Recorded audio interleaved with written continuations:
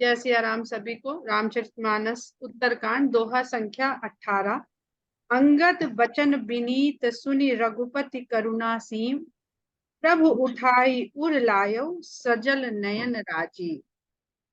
निज उर्माल बसन मणि बाली तनय पहिराई, विदा कीन्हि भगवान तब बहु प्रकार समुझाई। भरत अनुज सौमित्र समेता, पठवन चले भगत कृत चेता।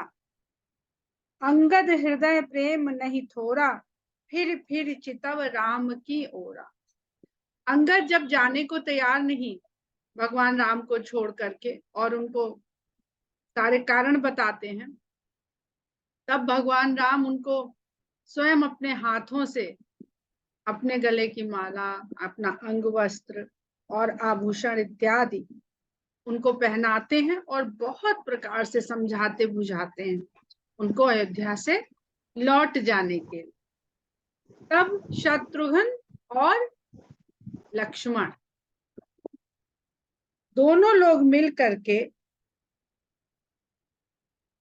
भगत कृत चेता, पठवन चले भगत कृत चेता। भक्त और सदा भक्त जो है चेता रहे, भक्त को सदा चेता रहना चाहिए, चैतन्य। तो उसको याद करते हुए जितने भी वानर हैं वो भगवान के भक्त रूप में प्रतिष्ठित हो गए हैं। तो जो भगवान के भक्त हो गए हैं वो भक्ति के रूप को सदा जगाए रखें, कभी उनसे छूटती नहीं है भक्ति। फिर एक बार जो मन है वो राम के चरणों में लग गया तो फिर छूटता नहीं है।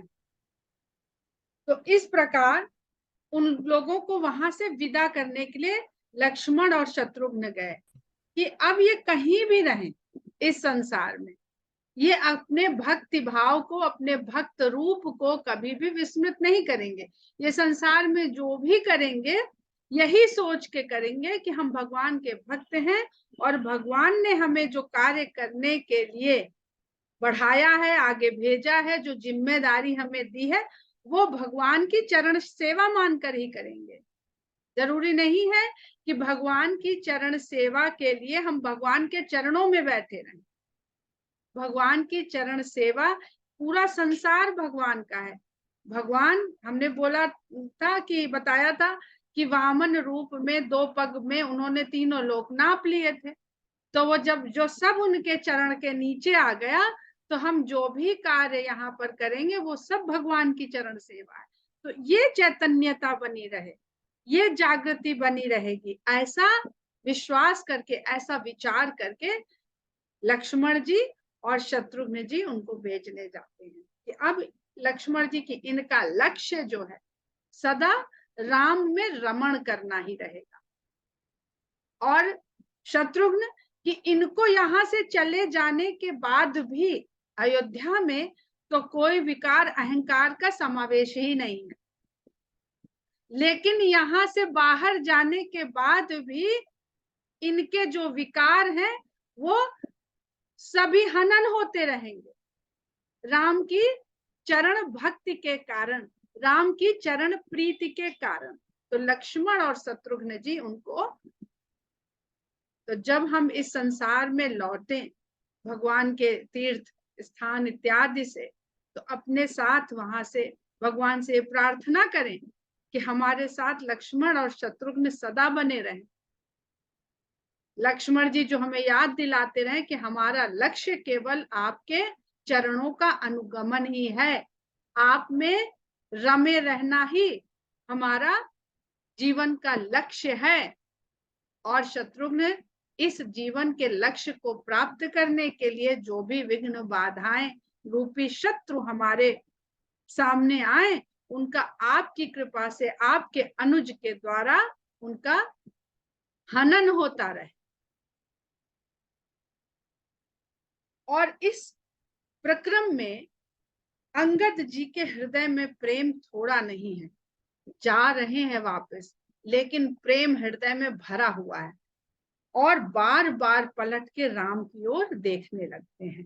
बार बार कर दंड प्रणामा, मन अस रहन कहाहि मोहि रामा। बार बार पलटते हैं, और जब पलट के देखते हैं तो फिर दंडवत प्रणाम करते हैं, और जब दंडवत प्रणाम करते हैं तो थोड़ा ठहर के ठिठक के देखते हैं कि शायद राम फिर कहने वाले कि अच्छा तुम रुक जाओ, अच्छा भाई तुम मत जाओ, तुम्हारा नहीं मन है तो आओ तुम यहीं रह जाओ।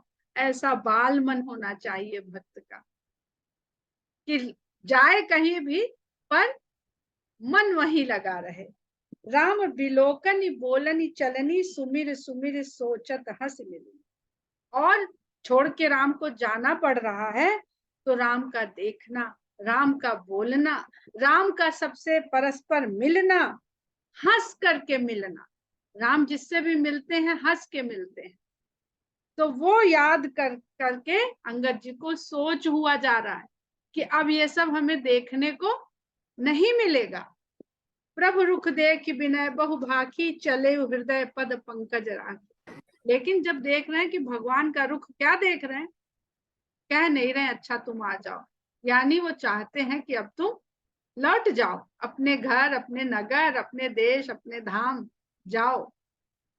हम लोग बार बार देखते हैं कि बार बार देवता लोग आते हैं और भगवान की प्रशंसा करते हैं और फिर लौट के चले जाते। तो भगवान का रुख देख करके और बहुत प्रकार से विनय करते हुए वो हृदय में भगवान के चरण कमलों को रख करके आखिरकार वहां से चल ही देते हैं। अति आदर सब कपि पहुंचाए, भाइन सहित भरत पुनि आए। सभी वानरों को आदर सहित पहुंचा करके, सी ऑफ करके जिसे हम लोग कहते हैं, आदर सहित उनको सी ऑफ करके फिर भाइयों के सहित भरत वापस आ गए, लौट आए। तब सुग्रीव चरण गही नाना, भांति विनय कीन्हे हनुमान। जब भरत लक्ष्मण शत्रुघ्न लौट गए तब हनुमान जी ने सुग्रीव के चरण पकड़ लिए और इस प्रकार उनसे विनती करने लगे कि दिन दस करी रघुपति पद सेवा, पुनि तव चरण देखी हूं देवा। क्योंकि भगवान ने कहा कि सब जन जाओ तो सब जन चले गए। अब जब राम के आगे से चले गए और भरत लक्ष्मण शत्रुघ्न भी लौट गए तो अब हनुमान का स्वामी कौन है? अब हनुमान के स्वामी है उनके राजा सुग्रीव, क्योंकि वो उनके सलाहकार हैं। हनुमान जी सुग्रीव के मंत्री परिषद में। तो अब वो अपने स्वामी से चरण पकड़ करके विनती करते हैं कि 10 दिन के लिए हमें और छुट्टी दे दीजिए, एक एप्लीकेशन और बढ़ाते हैं कि 10 दिन के लिए हमें अनुमति दे दीजिए कि हम 10 दिन और राम के चरणों की सेवा कर लें, उसके बाद लौट करके आकर के आपकी सेवा में प्रस्तुत हो जाएंगे। पुण्य पुंज तुम पवन कुमारा, से बहु जाहि कृपा आगार। तो सुग्रीव कहते हैं हे पवन कुमार, आप तो पुण्य की राशि हैं, पुण्य के भंडार हैं, आप जाइए और कृपा के भंडार उन्हीं की सेवा करिए जाकर। बड़े सुंदर शब्द हैं, पुण्य पुंज और कृपा अगारा। अस कही कपि सब चले तुरंता, अंगद कहा ही सुनहु हनुमंता। अब इतना कह के, सुग्रीव के इतना कहने के पश्चात सब वानर अपने देश के लिए आगे बढ़ गए, लेकिन अंगद जी ने फिर रुक के हनुमान जी से कुछ कहना चाहा और बोले, कहे हु दंडवत प्रभु सै, तुम्हा ही कहाऊ कर जोरी, बार बार रघुनायक ही सुरति कराय हूं मोर। कहते हैं कि मैं तुमसे हाथ जोड़ करके कहता हूं कि भगवान से मेरा दंडवत फिर तुम करना, जा करके मेरी ओर से दंडवत करना और उनको बार बार ये याद दिलाते रहना मेरी। ये नहीं कि तुमको तो परमिशन मिल गई, तुम तो लौट जा रहे हो और मुझे तो आज्ञा मिली नहीं वहां से, और यहाँ तो युवराज पद पर हूँ। सुग्रीव के बाद जो सारी व्यवस्था है, राज व्यवस्था किष्किंधा की, वो इन्हीं को संभालनी है। तो कहते हैं कि मेरी याद प्रभु को करवाते रहना। अस कही चले उबाली सुत, फिर आयो हनुमान। भक्ति को, विश्वास बार बार भगवान के चरणों में याद दिलाना पड़ता।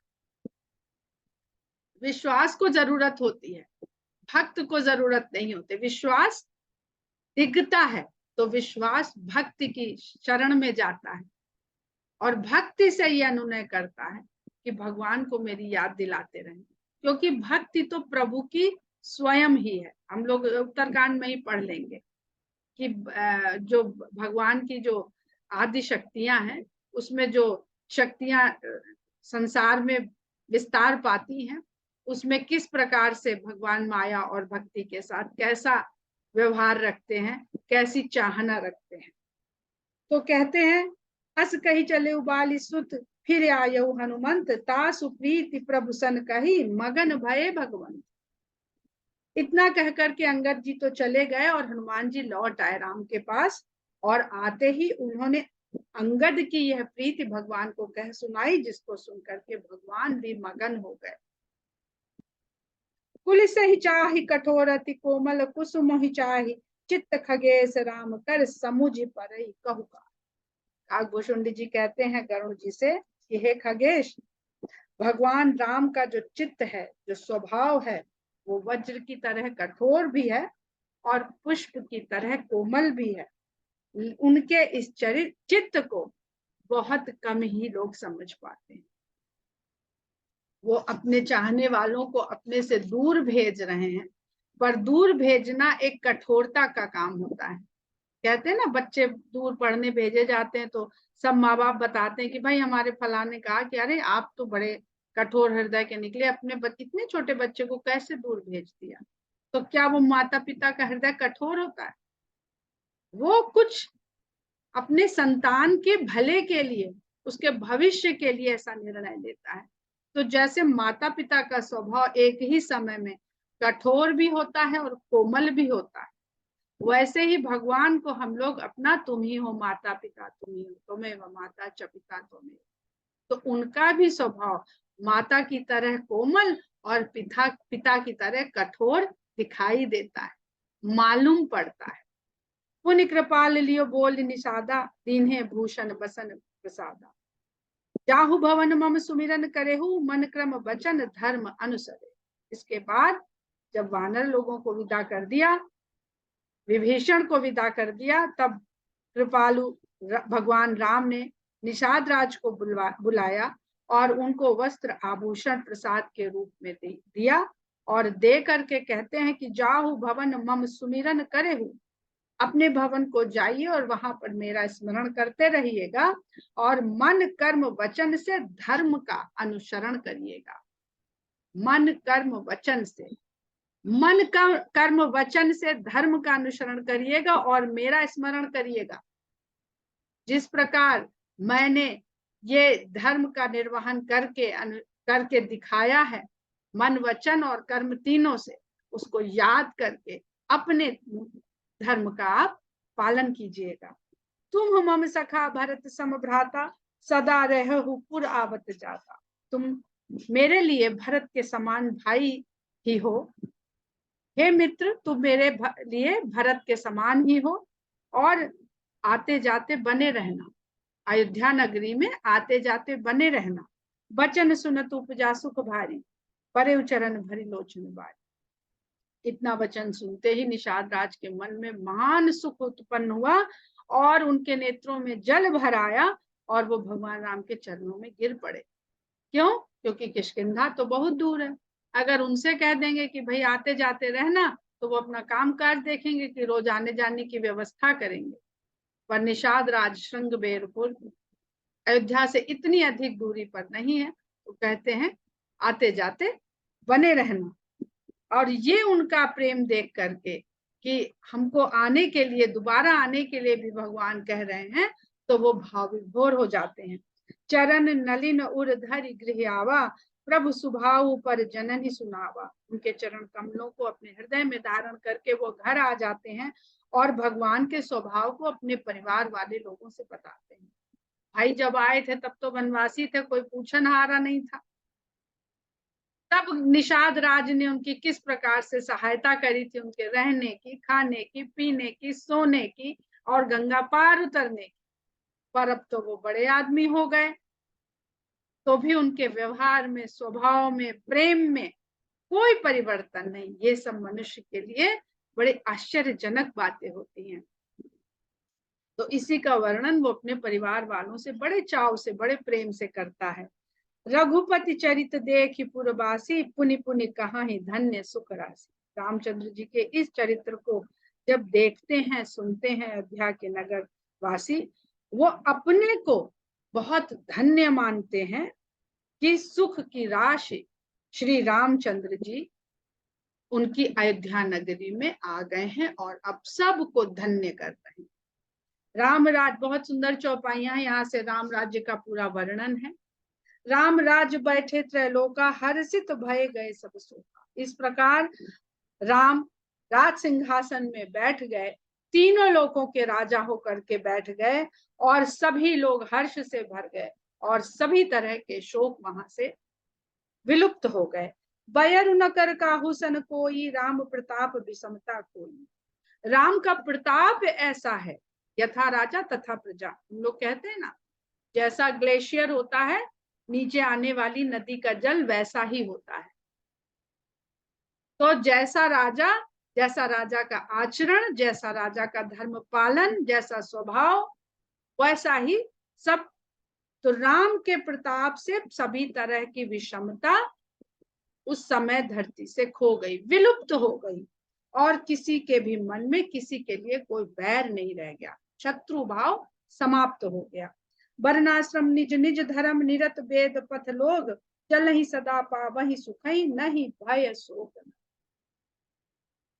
वेद में जो जीवन का पथ बताया गया है, वेद में जो जीवन की नीतियां बताई गई हैं, जो मार्ग बताए गए हैं, उसके अनुसार और वर्णाश्रम के अनुसार सभी लोग अपने अपने धर्म का पालन करते हैं।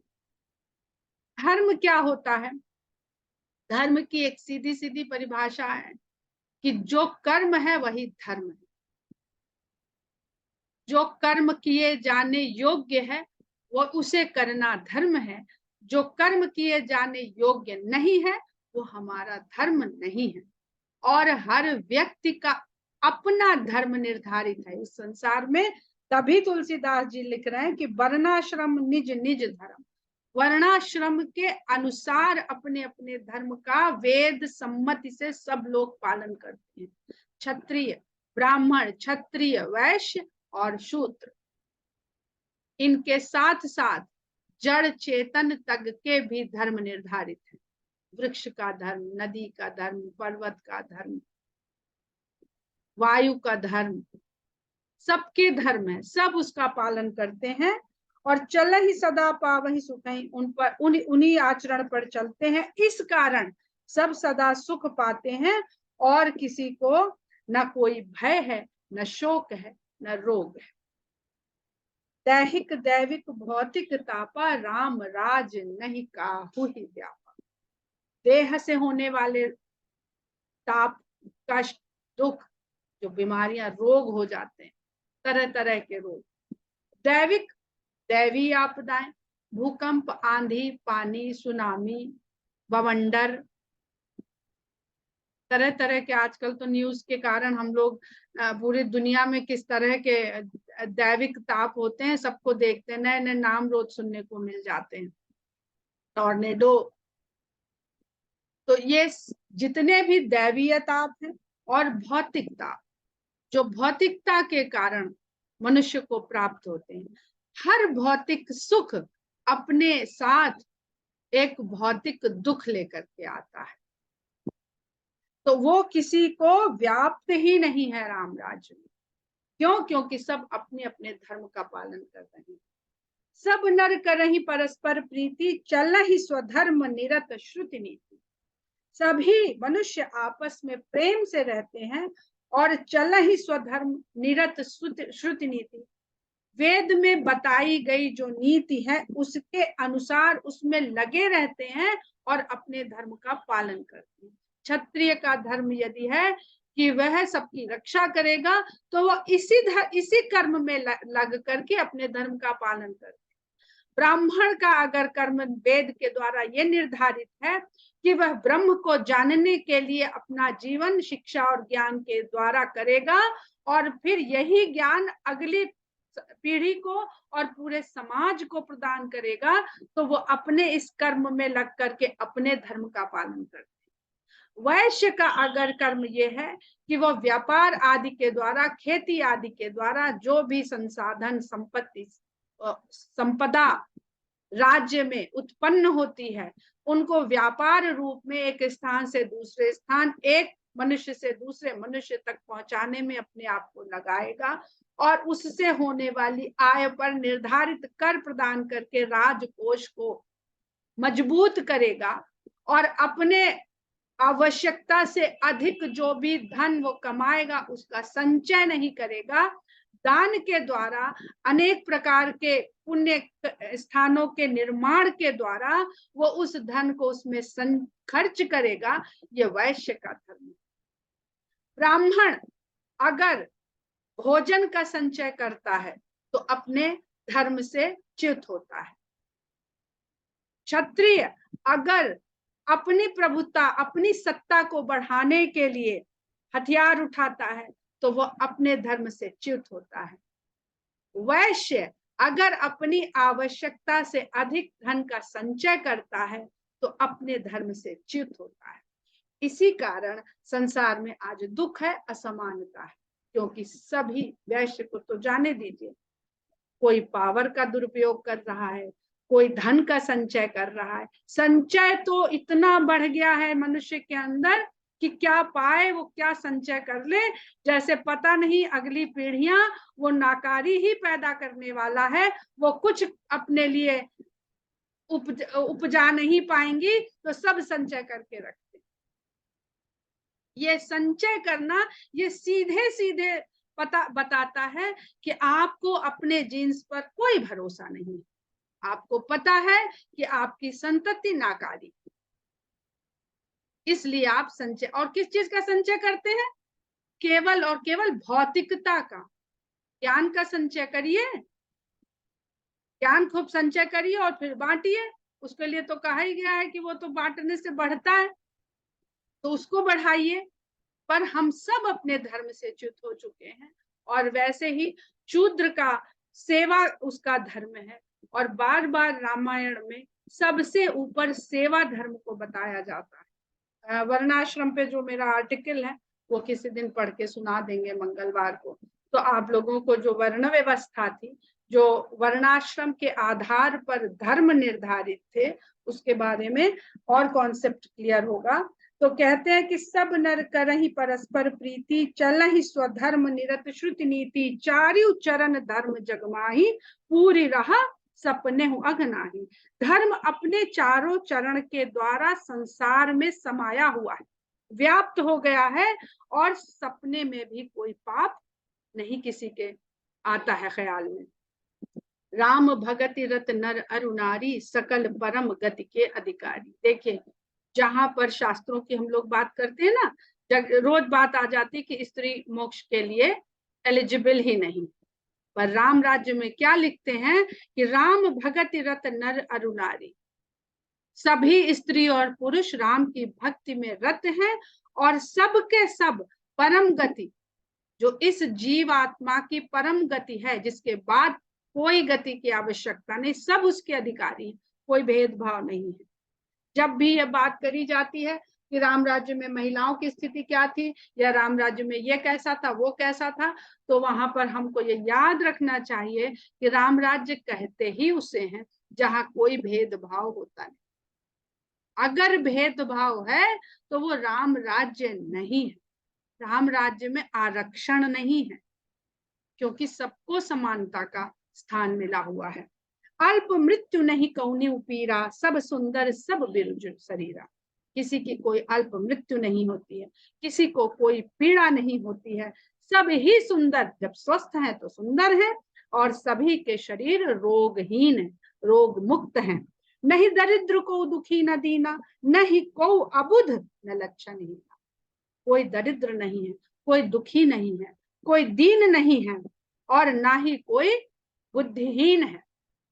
सभी सुंदर लक्षणों से युक्त हैं, लक्षण विहीन कोई नहीं है। सब निर्धम्भ धर्मरत पुनि, नर अरु नारी चतुर सब गुनी। सभी निडर होकर के अपने अपने धर्म में रत हैं। अगर हमें पता हो जाए कि हमारा कोई नुकसान नहीं करने वाला है तो हम निडर होकर के कार्य को करेंगे। पर भय कब आता है? भय आता है गलती से, पाप से। एक गलत काम, एक पाप का बीज हमारे मन में बो देता है, सबके मन में, और इस तरह यही झंखाड़ बढ़ता चला जाता है और पाप के साथ साथ भय बढ़ता जाता है, भय के साथ असुरक्षा बढ़ती जाती है, असुरक्षा के कारण संचय बढ़ने लगता है कि कल को ये ना हो जाए, कल को वो ना हो जाए। तो सब निर्दम्भ, और किसी के भीतर कोई दंभ नहीं है, किसी तरह का कोई घमंड नहीं है, सब अपने अपने धर्म में लगे हुए हैं। स्त्री और पुरुष सभी गुणवान, सभी गुणी और सभी पारंगत हैं, निपुण हैं, चतुर हैं, सब गुणज्ञ पंडित, सब ज्ञानी, सब कृतज्ञ, नहीं कपट सयानी। कहते हैं कि सभी गुणों से भरे हुए हैं, सभी में पांडित्य है अपने अपने कर्म में। जो अपने पीएचडी करता है ना, वो डॉक्टर लिख लेता है, वो चाहे जिस विषय पे किया हो, अगर उसने अपने विषय में, अपने क्षेत्र में विशेष योग्यता प्राप्त कर ली तो वो डॉक्टर हो गया। तो अपने अपने क्षेत्र के सब गुणी और पंडित हैं, सब ज्ञानी है। किसान है तो वो अपनी फार्मिंग में पीएचडी है, व्यापारी है तो वो उसमें ज्ञानी है, पंडित है। सब कृतज्ञ, नहीं कपट से, सब में कृतज्ञता का भाव है एक दूसरे के प्रति। ये नहीं कि हम ही हम, दूसरे के लिए सब में कृतज्ञता का भाव है, किसी में कोई भी कपट नहीं है। राम राज न विकेश सुन, सचराचर जग माही, काल कर्म स्वभाव गुण कृत दुख काहू बिना। फिर काकभूषण जी गरुड़ जी से कहते हैं कि हे नभगेश, हे आसमान के स्वामी, राम राज्य में सुनिए स्त्री पुरुष तो जाने दीजिए, जड़ चेतन जो भी इस संसार में है, कोई भी अपने काल कर्म और स्वभाव गुणों के कारण जो दुख पैदा होते हैं, जिन दुखों का निर्माण जीव, जड़, चेतन सब करते हैं इस सृष्टि में आने के कारण, सब उन गुणों से बंध जाते हैं, उनमें बंध कर ही उनको सब कर्म करने पड़ते हैं। और उन कर्मों के करने के कारण वो दुखों का अपना खुद भ्रमर बनाते रहते हैं और दुख अपने रचते रहते हैं, वो किसी को भी नहीं हो रहा। भूमि सप्त सागर मेखला, एक भूप रघुपति कोसला। जो 7 समुंदर को मेखला की भांति धारण करने वाली वसुंधरा है, पृथ्वी है, उसमें केवल एक ही राजा है जो कौशलपति रघुपति हैं। भुवन अनेक रोम प्रतिजासु, यह प्रभुता कछु बहुत नतासु। जिसके एक एक रोम में, एक एक रोए में अनेक अनेक लोग बसते हैं, उनके लिए यह स्वामित्व कि हाँ पूरी पृथ्वी में एक अकेले वही राजा है, ये कोई बहुत बड़ी प्रभुता नहीं, ये कोई बहुत बड़ा स्वामित्व नहीं है। सो महिमा समुझत प्रभु केरी, यह बरनत हीनता घनेरी। जो व्यक्ति, जो मनुष्य भगवान की इस महिमा को जानता है कि उनके एक एक रोम में अनेकों लोग हैं, वो अनेकों असंख्य ब्रह्मांडों के स्वामी हैं, वो यदि एक पृथ्वी के पूरे राजा हैं, तो ये कहते हुए थोड़ी हीनता की बात लगती कि हम ये उनके लिए क्या कह रहे हैं कि वो पूरी पृथ्वी पे अकेले राजा हैं, वो अयोध्या के राजा हैं। सो महिमा खगेश जिन जानी, फिर यही चरित तिन्हु गति मानी। तो काकभूषण जी कहते हैं गरुड़ जी से कि लेकिन जो कोई भगवान की इस महिमा को भी जानता है कि रोम रोम प्रतिवेद का है, वो है ना जब भगवान राम अवतार लिए हैं, तो जिनके एक एक रोम में अनेकों अनेकों ब्रह्मांड बसते हैं, जो इस रहस्य को जानता है, तब भी उसको ये लीला कहने में बड़ा आनंद आता है कि हमारे राम अयोध्या के राजा। सो जाने कर फल यह लीला, कहा ही महामुनि बर दमशीला। सो जाने कर फल यह लीला, कहा ही महामुनि बर दमशीला। अपनी इंद्रियों को अपने वश में योगाभ्यास साधना के द्वारा जो मुनि लोग कर लेते हैं, वो भी ये जानते हैं कि जितनी भी साधना वो लोग कर रहे हैं, उन सब का फल इस लीला के आनंद को प्राप्त करना ही है। जो सचराचर जगत का स्वामी है, पर उस आनंद को अनुभव करने के लिए यही कथा, यही लीला आनंद दे पाएगी कि राम किस प्रकार अयोध्या के राजा होकर के सिंहासन में क्या रूप स्वरूप लेकर के माता सीता के साथ विराजमान। राम राज कर सुख संपदा बरन न सकई फनीस शारदा। राम राज की सुख और संपत्ति का वर्णन तो शेष और शारदा भी नहीं कर सकते हैं। सब उदार, सब परोपकारी। अब देखते चलिए कि क्यों राम राज को राम राज कहते हैं। खाली राम के राजा बन के बैठ जाने से राम राज्य नहीं हो जाता है।